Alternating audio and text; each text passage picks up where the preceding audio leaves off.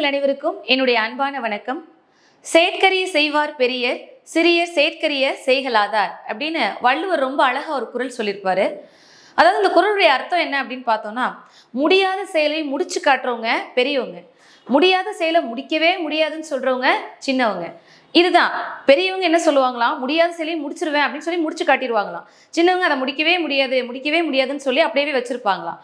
அப்ப இந்த குறள் படி நம்ம பார்த்தோம்னா, மாணவர்கள் மத்தியில இந்த செயலை முடிக்க முடியுமா அப்படின்னு ஒரு ஐயப்பாடு இருக்கும். எந்த செயல் அப்படின்னு பார்த்தீங்கன்னா, தமிழ்ல 100க்கு 100 மதிப்பெண்கள் வாங்க முடியுமா அப்படிங்கிற ஒரு ஐயப்பாடு இருக்கும். இந்த ஐயப்பாடை போக்குற வகையில நம்மளுடைய ஆகாஷ் ஐயா அவர்கள் ஒரு தேர்வு அட்டவணையை நமக்கு தயார் பண்ணி கொடுத்துருக்காங்க. அந்த அட்டவணை பற்றி தான் இன்னைக்கு நம்ம பார்க்க போறோம். சரி, தேர்வுடைய பேர் பாருங்க, ரொம்ப அழகா பேர் வச்சிருக்காங்க, சதம் அப்படின்னு. சதம்னா 100. தமிழ்ல 100க்கு 100 வாங்கணும் அப்படிங்கிறது தான் நம்மளுடைய குறிக்கோளா இருக்கும். அந்த குறிக்கோளே தேர்வுக்கு பேரா அழகா சூட்டியிருக்காங்க. சதம் இலவச தேர்வு அட்டவணை 100க்கு 100. சரி, தமிழ்ல 100க்கு 100 மதிப்பெண்கள் வாங்கணும், என்னெல்லாம் படிக்கணும்? 6ஆம் வகுப்புல இருந்து 12ஆம் வகுப்பு வரைக்கும் இருக்கக்கூடிய புதிய புத்தகம் படிக்கணும். 6ஆம் வகுப்புல இருந்து 12ஆம் வகுப்பு வரைக்கும் இருக்கக்கூடிய பழைய புத்தகத்தை படிக்கணும். சிலபஸ் படி இருக்கக்கூடிய டாபிக்ஸ் எல்லாத்தையும் நம்ம கவர் பண்ணி படிக்கணும். இப்போ இந்த 3 விஷயத்தையும் சரிவர நம்ம படிச்சு தேர்வு எழுதி பழகினா மட்டும்தான் 100க்கு 100 மதிப்பெண்கள் அப்படிங்கிறது நமக்கு வசப்படும். அப்ப அதே வகையில நமக்கு இந்த தேர்வு ஐயா அவர்கள் கட்டமைச்சு கொடுத்துருக்காங்க. சரி, இந்த தேர்வு அட்டவணையை பாருங்க. முதல்ல புதிய புத்தகம், அதாவது புதிய புத்தகத்துல 45 தேர்வுகள் நமக்கு நடக்க போகுது. பழைய புத்தகத்துல 15 தேர்வு நடக்க போகுது. சிலபஸ் படி இருக்கக்கூடிய தேர்வுகள் 29. அடுத்ததா அதுல ரெண்டுத்துலையும் சேர்த்து ஒரு ரிவிஷன் டெஸ்ட் நடக்கும்.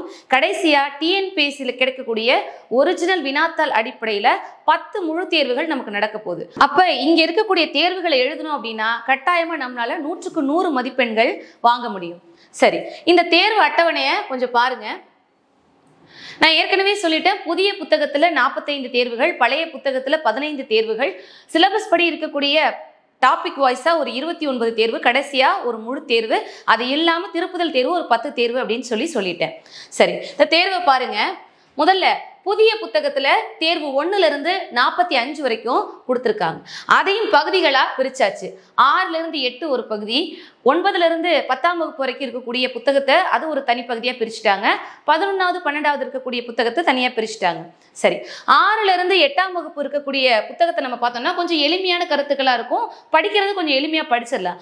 அதை 2 பகுதிகளா பிரிச்சிருக்காங்க. தேர்வு தொடங்கக்கூடிய நாள் பார்த்தீங்கன்னா 19/2/2024 முதல் தேர்வு நமக்கு அன்னைக்கு தான் தொடங்குது. 6ஆம் வகுப்பு புத்தகத்தை 2 பகுதியா பிரிச்சாச்சு. 6ஆம் வகுப்பு இயல் 1ல இருந்து 4 வரைக்கும் ஒரு தேர்வாகவும், 6ஆம் வகுப்பு 2வது தேர்வை இயல் 5ல இருந்து 9ஆகவும் பிரிச்சு 2 தேர்வா நமக்கு கொடுத்துட்டாங்க. இதே போல 8ஆம் வகுப்பு வரைக்கும் ஒரு தேர்வு வச்சிடறாங்க. கடைசியா தேர்வு 7 பாருங்க. தேர்வு 1ல இருந்து 6 வரைக்கும், 6வதுல இருந்து 8வது வரைக்கும் நீங்க படிச்சு எழுதின தேர்வுகளை தொகுத்து ஒரு திருப்புதல் தேர்வா நமக்கு கொடுத்துருக்காங்க. அடுத்தது தேர்வு 8 பாருங்க. நம்மளுடைய டிஎன்பிஎஸ்சி வினாத்தாள்களை ஆராய்ந்து பார்க்கும்போது அதிகபட்சமா தமிழ்ல வினாக்கள் கேட்கக்கூடிய பகுதி பார்த்தீங்கன்னா 9, 10 பாட புத்தகத்துல அதிக அளவு வினாக்கள் நமக்கு கேட்பாங்க. அதை அப்ப நம்ம ஆழ்ந்து படிக்கணும் அப்படிங்கிற வகையில தான் இந்த தேர்வும் கட்டமைக்கப்பட்டிருக்கு. இயல் வாரியான தேர்வு, அதாவது ஒரு செய்யுள், ஒரு உரைநடை, ஒரு துணைப்பாடம், இந்த இலக்கணம், இது எல்லாத்தையுமே நீங்க தெளிவா படிக்கணும். அதற்காக தான் ஒவ்வொரு நாளைக்கும் ஒவ்வொரு இயலா தேர்வு வைக்கிறாங்க. அந்த தேர்வை பாருங்க. 9ஆம் வகுப்பு ஃபர்ஸ்ட் இயல்ல தொடங்கி 9வது இயல்ல முடியுது. மறுபடியும் ஒரு ரிவிஷன் டெஸ்ட் நமக்கு 9ஆம் வகுப்பு புத்தகத்துல நடக்குது. அடுத்ததா 10ஆம் வகுப்புலயும் இயல் வாரியான தேர்வு, அதுலயும் நமக்கு கடைசியா ஒரு ரிவிஷன் தேர்வு. இதே போல 11ஆம் வகுப்பு 12ஆம் வகுப்புக்கும் நமக்கு இயல் வாரியான தேர்வு, ஒரு ரிவிஷன் தேர்வுன்னு சொல்லி புதிய புத்தகத்துல இருக்கக்கூடிய 6ல இருந்து 12ஆம் வகுப்பு வரைக்கும் இருக்கக்கூடிய மொத்த பாடத்தையும் நமக்கு 45 தேர்வுகளா தொகுத்து கொடுத்துருக்காங்க. சரி, புதிய புத்தகம் படிச்சாச்சு. அடுத்ததா பாருங்க பழைய புத்தகம். பழைய புத்தகம் படிக்கணுமா வேணாமா அப்படின்னு யோசனை பண்ணக்கூடாது. கட்டாயமா நமக்கு பழைய புத்தகத்துல இருந்து வினாக்கள் அதிக அளவுல கேட்கறாங்க. பழைய புத்தகம் படிக்கணும். பழைய புத்தகத்துல மொத்தம் 15 தேர்வுகள் வைக்கப்பட்டிருக்கு. அதை கொஞ்சம் பாருங்க. 6ஆம் வகுப்பு 2 பகுதிகளாகவும், 7ஆம் வகுப்பு 2 பகுதிகளாகவும், 8ஆம் வகுப்பு 2 பகுதிகளாகவும், 9ஆம் வகுப்பு 10ஆம் வகுப்பு அப்படின்னு சொல்லி இதையும் பிரிவுகளா நமக்கு பிரிச்சு கொடுத்துருக்காங்க. மொத்தம் 15 தேர்வு நமக்கு பழைய புத்தகத்துல இந்த தேர்வுகள் நடக்க போகுது.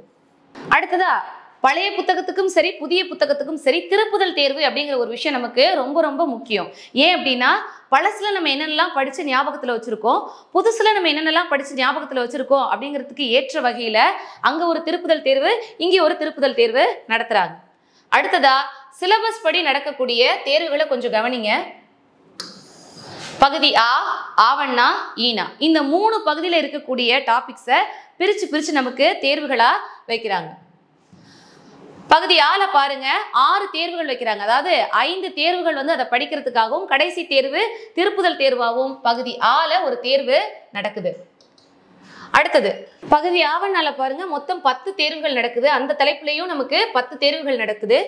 அடுத்ததா பகுதி ஈல 11 தேர்வுகள் நமக்கு நடக்குது. அப்ப புதிய புத்தகம் படி ஒரு டெஸ்ட் எழுதியாச்சு, பழைய புத்தகம் படி ஒரு டெஸ்ட் எழுதியாச்சு, அடுத்ததா பாடத்திட்ட வாரியா ஒரு டெஸ்டும் எழுதியாச்சு. மொத்தம் இதுவே 89 தேர்வுகள் நமக்கு வரும். இது மொத்தத்தையும் 90வது டெஸ்ட்டை நமக்கு ஒரு முழு திருப்புதல் தேர்வா கடைசியா வைக்கிறாங்க. சரி, அடுத்தது பாருங்க. அப்ப 90 தேர்வுகள் நம்ம புதிய புத்தகம், பழைய புத்தகம், சிலபஸ் படி அப்படின்னு சொல்லி 90 தேர்வுகள் நம்ம எழுதியாச்சு. அடுத்ததா 10 முழு திருப்புதல் தேர்வுகள் நமக்கு கட்டமைச்சு கொடுத்துருக்காங்க. இது வரைக்கும் நீங்க படிச்ச எல்லா பாடங்களையும் டிஎன்பிஎஸ்சி ஒரிஜினல் வினாத்தாளின் படி கட்டமைக்கப்பட்டு அதை நீங்க எழுதி பயிற்சி பெறணும் அப்படிங்கிற நோக்கத்துல 10 தேர்வுகள் கொடுத்துருக்காங்க.